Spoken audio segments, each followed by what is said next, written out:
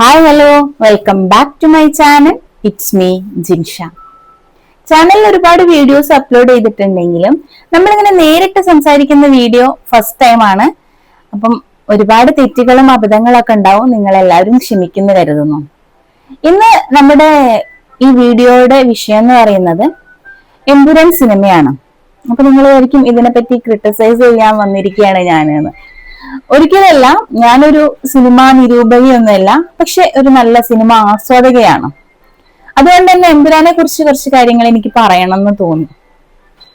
ഞാന് പണ്ട് എന്ന് പറഞ്ഞാൽ കുറച്ച് മുന്നേ ഒരു നല്ല റണ്ണിങ് ആയിക്കൊണ്ടിരിക്കുന്ന ഒരു മൂവിയെ കുറിച്ചിട്ട് ഒരു സുഹൃത്തിനോട് ഒരു അഭിപ്രായം പറഞ്ഞപ്പം ഞാൻ പറഞ്ഞു, ആ സിനിമ ഭയങ്കര ഇമോഷണൽ ആണ്, കണ്ടു കഴിഞ്ഞാൽ നമ്മൾ കരഞ്ഞു പോകും. ആ സിനിമയുടെ ഡെപ്തിനെ ബേസ് ചെയ്തിട്ട് ഞാൻ അവരോട് സംസാരിച്ചതാണ്. അപ്പം അദ്ദേഹം എന്നോട് തിരിച്ചു പറഞ്ഞത്, ഞാൻ ഇത്രയും കാശ് കൊടുത്തിട്ട് തിയേറ്ററിൽ പോയിട്ട് കരയാനല്ല പോയിരിക്കുന്നത് എന്നാ. അന്ന് എനിക്ക് മനസ്സിലായി, പലരുടെയും പോയിന്റ് ഓഫ് വ്യൂ വ്യത്യസ്തമാണ് സിനിമയെ കുറിച്ചിട്ട്. നമ്മൾ ചിരിക്കാൻ മാത്രം കാശ് കൊടുത്ത് തിയേറ്ററിൽ പോയിരിക്കുകയാണെങ്കിൽ കോമഡി പടങ്ങൾ മാത്രമല്ലേ വിജയിക്കൂ. അന്ന് ഞാൻ മനസ്സിലാക്കിയ ഒരു സത്യമാണ് കേട്ടോ അത്. പലർക്കും പല ടേസ്റ്റ് ആണ്. ഞാനൊന്നും ഒരിക്കലും ചിരിക്കണം അല്ലെങ്കിൽ ഒന്ന് റിലാക്സ് ചെയ്യണം എന്ന് വിചാരിച്ചിട്ട് സിനിമ കാണാൻ പോകുന്ന ഒരു വ്യക്തിയല്ല കേട്ടോ. ആ സിനിമയെ ആസ്വദിക്കാൻ വേണ്ടി മാത്രം തിയേറ്ററിൽ കയറുന്ന ഒരാളാണ് ഞാൻ. എനിക്ക് തിയേറ്ററിൽ പോയി കണ്ടാലേ അതിന്റെ ഒരു ഫുൾഫിൽ ഉണ്ടാവുകയുള്ളൂ. അത് പണ്ടേ അങ്ങനെ തന്നെയാണ്. അപ്പം നമുക്ക് തിരിച്ച് എമ്പുരാനിലേക്ക് വരാം. കഴിഞ്ഞ വ്യാഴാഴ്ച എമ്പുരാൻ റിലീസ് ചെയ്തു. ഞാൻ വെള്ളിയാഴ്ചയാണ് കണ്ടത്. അപ്പൊ വ്യാഴാഴ്ച റിലീസ് ചെയ്ത ആ സമയം മുതൽ നമുക്ക് അതിന്റെ റിവ്യൂസ് ഒക്കെ കിട്ടിക്കൊണ്ടിരിക്കുകയാണ് സോഷ്യൽ മീഡിയയിലും.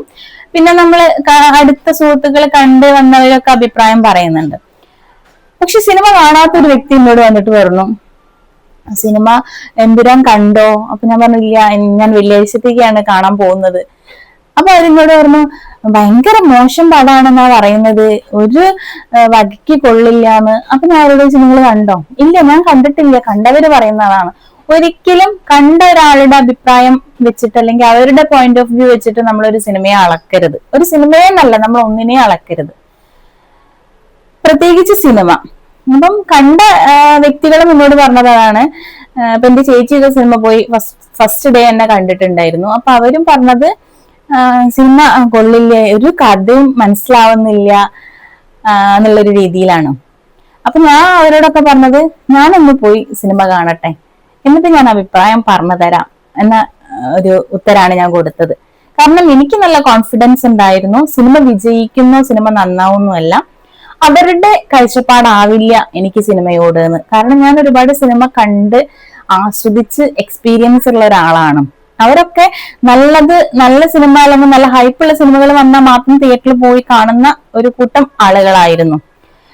സോ ഞാൻ വെള്ളിയാഴ്ച, അതായത് ഇന്നലെ വൈകിട്ട് 8:30ക്കുള്ള ഷോയ്ക്കാണ് ഞാൻ പോയിരുന്നത്. സിനിമ ഞാൻ നന്നായി ആസ്വദിച്ചു.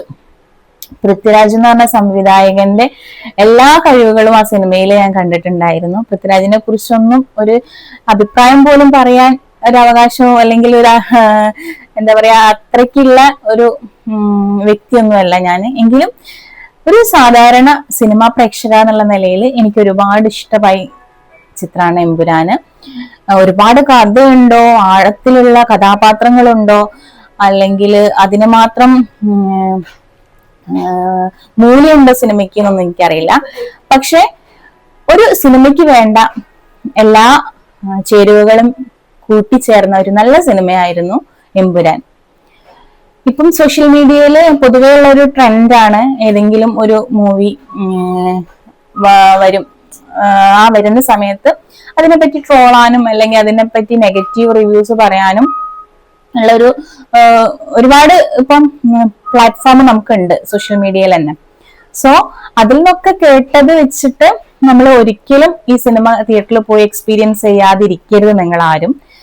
ഇപ്പൊ ഞാൻ നല്ലതാണെന്ന് പറഞ്ഞിട്ടും നിങ്ങൾ പോയി കാണരുത്. നിങ്ങൾ സിനിമ തിയേറ്ററിൽ പോയി എക്സ്പീരിയൻസ് ചെയ്തിട്ട് എന്താണോ നിങ്ങൾക്ക് ഫീൽ ആവുന്നത് എന്നുള്ളത് നോക്കുക.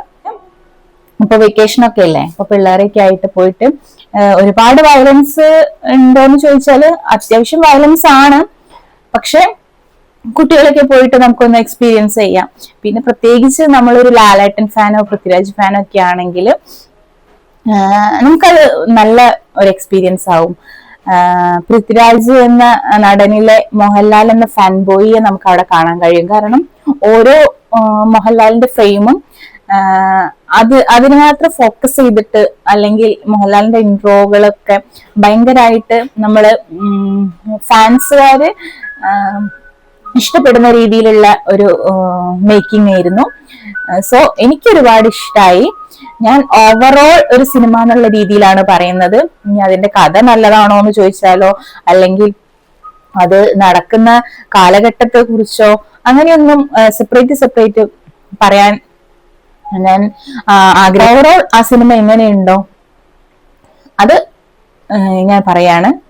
ഓക്കെ, ഒരു നല്ല തിയേറ്ററിൽ പോയി എക്സ്പീരിയൻസ് ചെയ്യാൻ പറ്റുന്ന ഒരു സിനിമ മാത്രമാണ് എമ്പുരാൻ.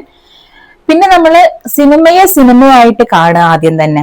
ഒരിക്കലും സിനിമയെ രാഷ്ട്രീയമായോ മതമായോ കമ്പയർ ചെയ്ത് ഒരു കമ്പാരിസൺ വന്നിട്ട് സിനിമ കാണാൻ ഒരിക്കലും പോയിരിക്കരുത്. സിനിമ തിയേറ്ററിൽ നമ്മൾ പോയിരിക്കുന്നത് ഒരു നല്ല സിനിമ ആസ്വാദകയായിട്ട് അല്ലെങ്കിൽ ഒരു ആസ്വാദകനായിട്ട് മാത്രമാണ് സിനിമ തിയേറ്ററിൽ നമ്മൾ കയറേണ്ടത്.